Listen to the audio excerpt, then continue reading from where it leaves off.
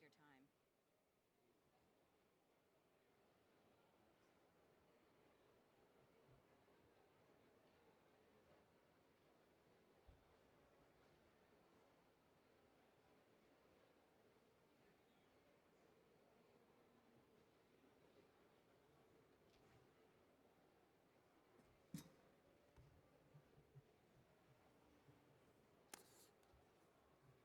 Have you done press conferences before? Yes. Yeah, I think it's a good way when you've got like an announcement or a launch. Yeah. So last year in Katowice, for one of my projects, we did one, and actually it was pretty well attended. We got some good response, which was great.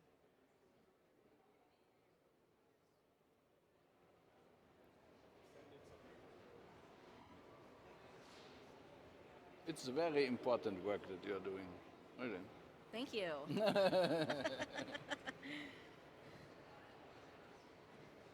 I feel like data is finally becoming sexy. I've been working in this space for like 15 years, data and climate policy. Yeah. And then only now people are like, oh, wait, yeah, maybe we want to start measuring and tracking. We might It's like, need it. Yeah, we might need it, exactly. It's like, that's what I've been saying for years. Will they give us the go-ahead when we need to start? We can start whenever we want, because it's probably already live. Okay. And then they cut, for the on-demand, they cut it off. Wow. I have one small tip is that I just went and got the video from the recording this morning, and it's really fantastic. Like very well like. So what's the tip? So like pretend that this room is packed with on TV. Goodbye. Thank you. Hi. Yeah, go ahead and start. Yeah.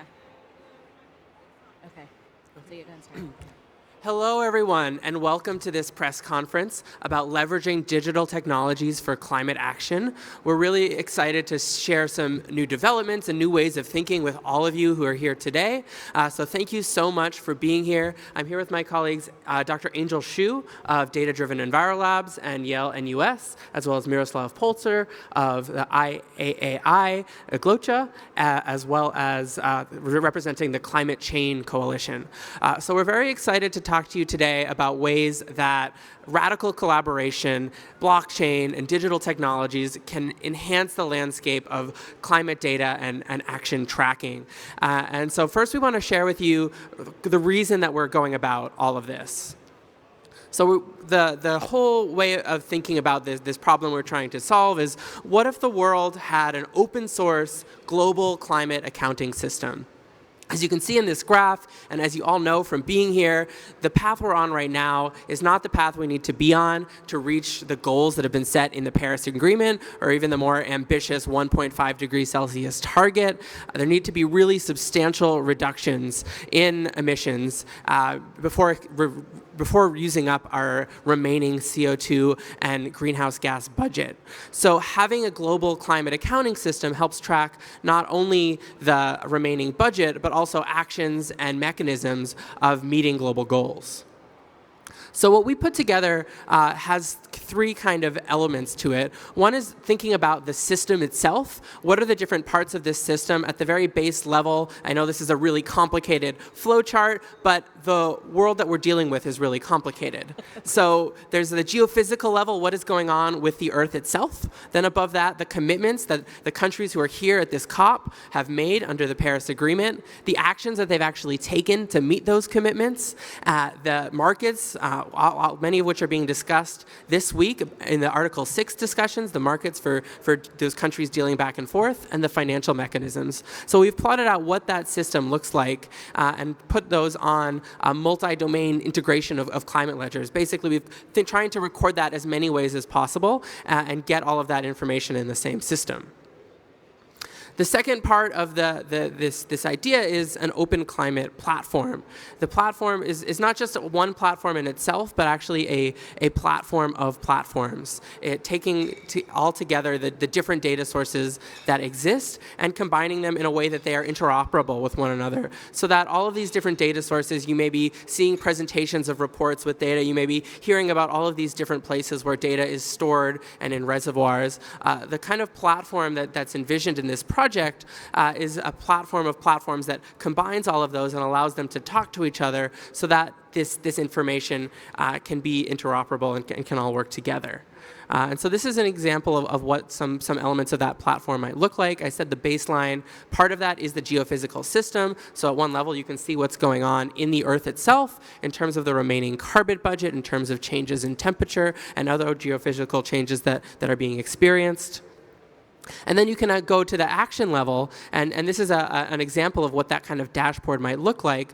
Thinking about on the far side, you've got what's going on in the Earth, and then you've got the commitment that's going on at the nation level. Here it's the United States. Then you've got the state level, the subnational level, what are different states, cities, and even down to the corporate level. And we've got an example with one of our partners, Avangrid. If they're going to build this fuel cell project, you can see how that's contributing in emissions reductions to the larger goals in these larger spaces and in these larger scales. So I just explained kind of what the system looks like, what the platform looks like. Now I want to go into what the process is for creating this kind of global open source climate data platform. And I would like to share something that's been in the works for the last several months and really kicked off 2 weeks ago, which is called Climate Collabathon. This is a spin on the normal model in the tech world of a hackathon, where a bunch of groups compete against one another to come up with competing solutions or competing technologies to address a given problem or to show their abilities. A Climate Collabathon has a bunch of different groups working together on different pieces of the same system. So it's inherently collaborative. It's taking this model that is in other contexts competitive and turning it into something where folks are working together. So this it's a call to action to folks all over the world. It's getting everyone together to build an open climate accounting platform, like that platform that I just showed you. It's owned by everyone, but it's also owned by no one because everyone's contributing and because it's open source. Think of Wikipedia and other famous Linux, other open source systems. It's not owned by any particular actor. And it's all based on one of the most powerful technologies out there, which is radical collaboration, bringing together a wide set of stakeholders from the bottom up to build something that's really valuable and useful to a wide set of people. So anything looks good when you put it in big, bold capital letters in front of a picture of the Earth. But what does this actually mean? What actually happened from this event that we're sharing with you right now? So we had this event. It kicked off in December, I believe it was November 15th. We had 8 nodes all around the world. I was there at the node in New Haven. And then we also had a node in Montreal, Los Angeles. Angel was in Singapore, Manila, Shanghai, Melbourne. We had 8 nodes around the world, 350 people participating, 21 prompts that were different pieces of this open climate platform that folks were trying to build, all going on at the same time. So there was this really exciting global energy from coders and students and professionals all over the world building these different pieces. You can see here some of the different partners that were involved in this effort. From data-driven labs and some of the folks you see up here, some blockchain companies and tech companies around the world, and as well as some of the sponsors at Yale, the Yale Center for Business and Environment and the SCI Center for Innovative Thinking at Yale, which are the 2 centers that I represent. So to give you a sense of the Collabathon timeline, it kicked off over the weekend of November 15th to 17th with those 8 different global nodes kicking off over the set of two periods and 2 sprints. They had hacks going on from the 23rd and 24th through to the 30th to the 1st. The final submissions were just at the beginning of this week, on the 2nd of December, and leading right up to now when we have award announcements and press release sharing some of the work from this global collaborative effort to build a data platform. So I just want to show you some of the different nodes, what this energy looked like from the different nodes where people were gathering in person. This is the node in New Haven. It's at the School of Forestry and Environmental Studies, school of which I'm an alum, and it's the oldest forestry and environmental program in the United States. And this is in one of their oldest buildings that this kicked off in Bowers Hall. So it was really exciting to kick it off in that particular space on a Friday night. But there are also folks kicking this off in Manila in the Philippines, in the Asian Institute of Management. This you can see Angel and her team at Singapore and Yale and US College. The European School of Management in Berlin. Paris, France for HEC. Shanghai, China. Los Angeles, California. Overall, from all of those different places, there were 11 submissions that came in that were designing parts of what this global platform might look like. I'm going to share a couple submissions with you that are really interesting, and then Angel will go into some of the ones that are actually relevant to things that are being discussed right here in this particular COP. So one group, this group won the Audience Choice Award from the full set of 350 participants, or at least the ones of them who voted for their favorite. And they have this set of 4 dashboards as a climate information terminal, almost like a Bloomberg terminal for climate. They've got one on carbon insights, looking at different countries and what their emissions have been. There's a lot of different platforms that have this kind of data, but they then continue to tie it to other information. They tie it to the carbon assets, things like oil and gas plants, things that are responsible for climate change, and looking by region of where are these things being built, how are they operating, so what are the financial assets that are leading to the emissions in the prior dashboard, how are stock prices and financial markets responding to changes in the climate, and also how are carbon markets playing into those. And how are people feeling in the human dimension of things? How are people feeling about climate change? How much it has perception of climate change entered into consciousness? Speaking of that consumer perspective, another really cool idea, which actually had participation from all 8 of the global nodes, was an e-commerce browser plugin for rating the environmental impact of different products. It's something that could plug into Amazon, and you can see in this example here, they've got the carbon, they've got the externality costs, and a general sustainability rating for different products. So you can plug this into Amazon, and in anything that you're buying, as the data becomes available, you can see its environmental impact on a number of different fronts. Then they also did something similar for air travel, and I know many people who are here traveled by airplanes. There's a very high carbon footprint to doing that, and this gives a sense of, at the moment of purchasing that air travel, what is the carbon footprint and how can it be offset. So now I'm going to hand it over to Angel, who's going to give an explanation of how one of these solutions directly affected or directly addressed some of the problems that have come up this week. Thank you so much, Ben.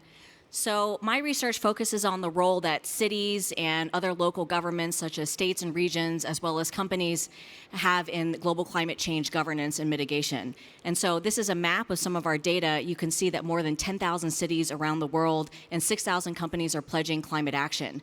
But a key question that we've been wrestling with and has been a topic of debate here at the COP25 negotiations is this action meaningful? What does it all add up to? And can it help us achieve our climate goals? So if we go to the next slide, we see a report that my group, along with several other organizations, including New Climate Institute and PBL Netherlands, released at the Climate Action Summit this year in New York.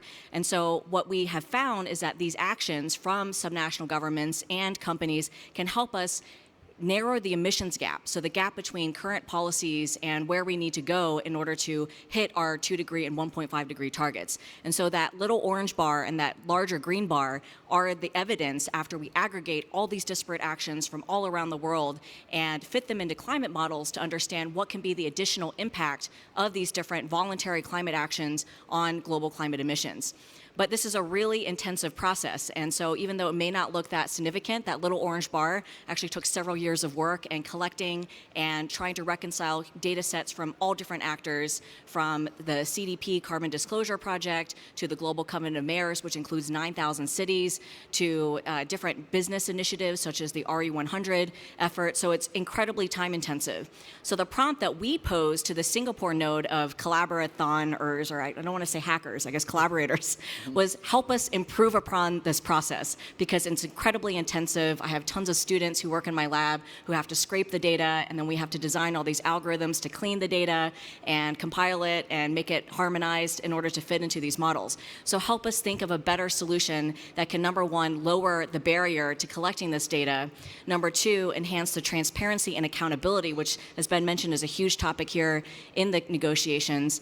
And third, build an incentive system so that actors actually want to contribute data and feed into the system.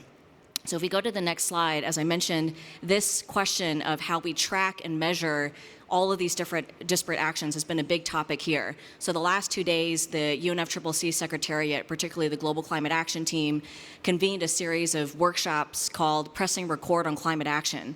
So with the Paris Agreement going into effect next year, they're under a lot of pressure, and we're under a lot of pressure as a global community of climate actors to demonstrate that we're actually making progress on the commitments that we pledged, whether it's reducing our own emissions footprint, committing to renewable energy, or increasing our adaptation and resilience capacity on climate change. So there's a lot of pressure for us to demonstrate progress, particularly leading up to 2023 when the global stocktake will happen.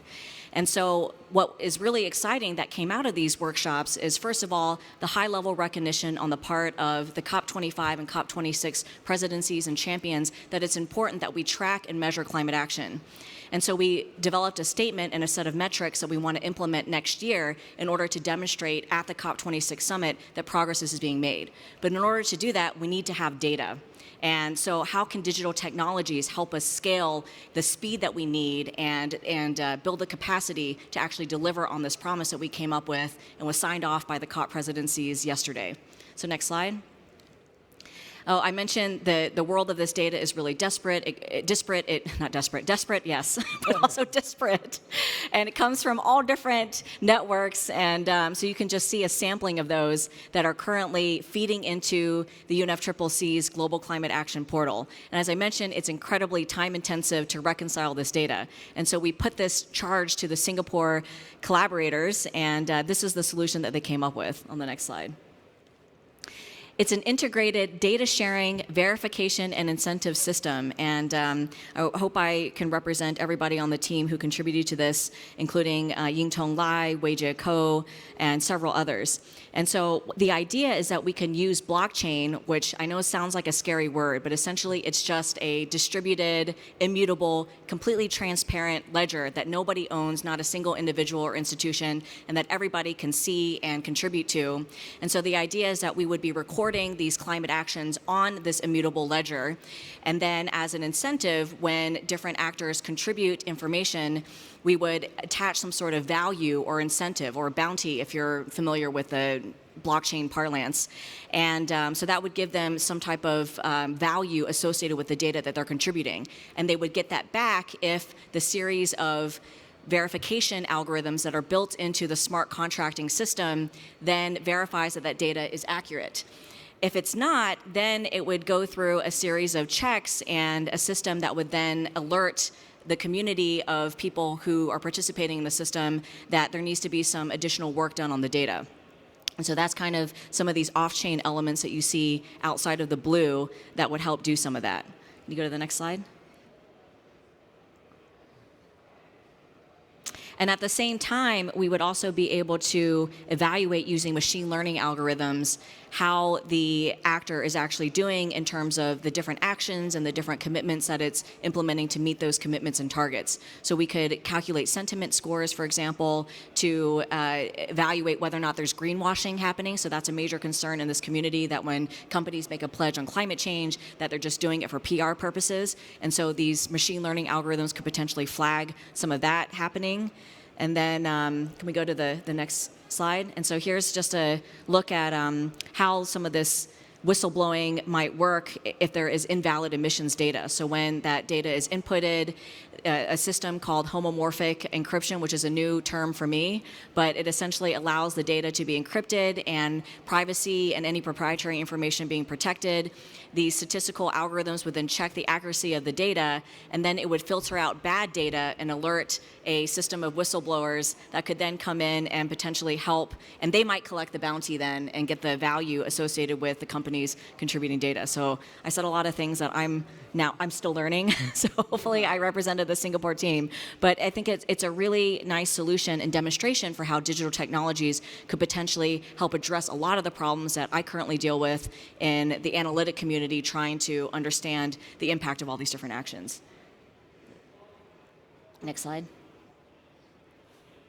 Oh yeah, so these are some of the basic statistical checks that we currently do that would automatically be built into the system. So now back to you, Ben. Yeah, so Angel, thank you for that in-depth recap of one of the solutions. That one was rated as the top choice by one of the judges in the collabothon. So when we kicked off this collabothon, it was really exciting to have 350 people working on this in those 8 nodes around the world. But the vision behind it was not just for it to exist as that one event, as kind of a one-off, but a proof of concept for a mode of dealing with climate change that's very different from what you may be seeing around you here, in that it's very bottom up, it's very dispersed, and it engages an entirely wider audience than you might see in the halls, the very large halls of this conference. So we'd like to repeat this model after it was so successful, and we have some of the partnerships in place to scale it up. So doing it next year with 80 nodes, 200 prompts, and 10,000 people, and just thinking about what could be accomplished if we had that wide set of people building some of these platforms that can massively scale up the information that's collected and how useful it is to a wide set of people. And one thing I really want to note about the people who participate in this is that the average age is 25. And so one of the big themes of this conference, and one of the really exciting things this year, has been youth-led action. And the fact that there's young people in the streets. They're going to be in the streets in just a couple hours here in Madrid. They were in the streets in New York and around the world in September. The younger generations really care about climate change, and the younger generations are digital native. They want to see these solutions happen in a language that they understand with the technologies that they know how to use.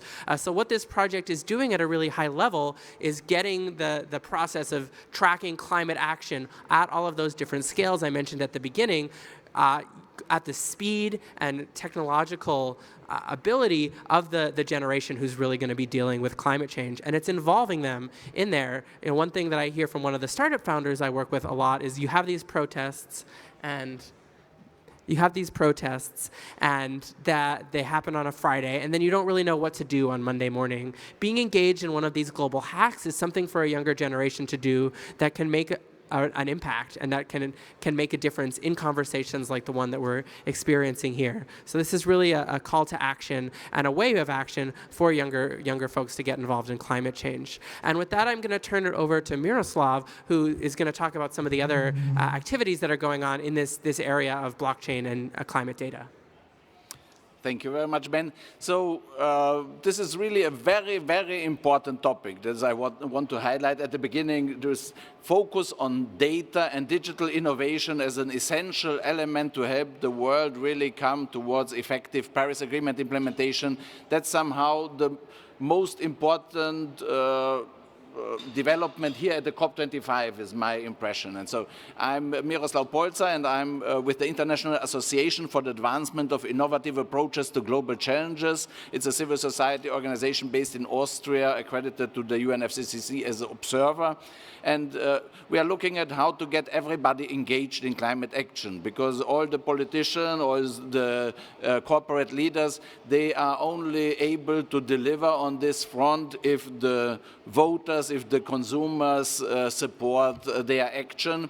And so in order to get really everybody engaged, we need data-based evidence about the different contributions, the impact of these contributions, and then having also the tools for attractive and effective incentive mechanisms, be it financial or even gamification solutions. And our organization is a founding member of the Climate Chain Coalition, because this digital, somehow blockchain technology has been the one, let's say 2-3 years ago, this disruptive technology that changed the thinking. As that people recognized, okay, it could have potential really to advance climate action if we look into this kind of technologies.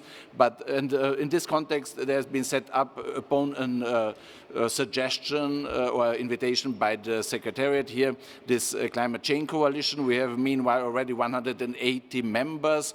40% of them are technology providers, solution providers, and 60% are academic institutions, public authorities, or whoever who sees this great potential in this technology. And This community now sees that blockchain coalition is not enough. We need to create a space and a networking ecosystem within the UNFCCC process that encompasses all the digital innovations and to help support the whole process here. And so we have morning meetings here at the COP25 every day between 10 and 11 a.m. in meeting room 22. And we are now in the process of setting up an informal NGO group called the Digital Innovation Community within the process. And we are delighted to have as our members and partners also Yale Data Driven Environment Lab and Yale Open Innovation Lab, and these great initiatives calling for radical collaboration and strong digital innovation focus. That's perfect, and that's the future, I'm convinced. Thank you. All right. Well, thank you, Miroslav. With that, we'll take some questions from the audience. I think we have a few more minutes.